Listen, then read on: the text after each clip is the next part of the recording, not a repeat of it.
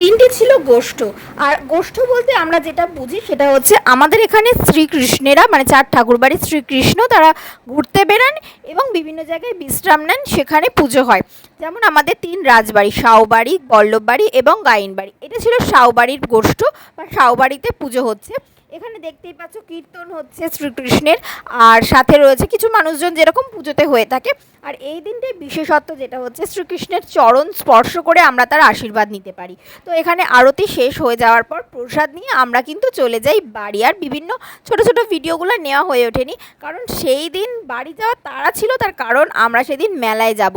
গত 3 দিন ধরে রাস চলছিল, কিন্তু সেই গত 3 দিনের একদিনও মেলামুখো হওয়া হয়নি। শুধু রাত্রির বেলা রাধারানীর সাথে এসেছিলাম, কিন্তু মেলায় যে ঘুরবো আনন্দ করব সে সমস্ত কিছুই হয়নি। কিন্তু বয়স হচ্ছে এটা বুঝতে পারছি, কারণ মেলায় ঘোরাঘুরির পরেও না নিজের কিছু প্রয়োজনীয় জিনিস ছাড়া কিছুই নিজের জন্য কেনা হয়নি। আর তার মধ্যে একটু খেদ রয়ে গেছিলো এই বছর, কারণ এই বছর মেলায় নাগরদোলার বদলে একটা এরকম জিনিস এসেছিলো যেটা আমি বুঝতে পারছিলাম না কি জিনিস, বাট নাগরদোলা চড়তে আমি ভীষণ ভালোবাসি, কিন্তু এবছর সেই নাগরদোলাটাই আসেনি।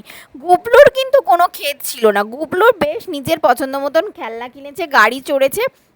আর তারপর আমরা কিন্তু খাওয়া দাওয়ায় খেদ রাখিনি, বেশ মজা করে খাওয়া দাওয়া করেছি। আর এর মধ্যে গুবলুর বন্ধুর সাথে দেখা হয়ে গেছিলো, তাই তার বাঁশি বাজিয়ে আর কি বন্ধুকে আনন্দ দিচ্ছিল।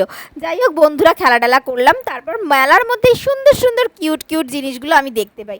তোমাদের এগুলো কেমন লেগেছে কমেন্টে জানাতে ভুলো না। আর তোমাদের ওখানে মেলা কীরকম হয় সেটা অবশ্যই কমেন্টে জানিও। আর ভালো লাগলে লাইক, শেয়ার অ্যান্ড সাবস্ক্রাইব।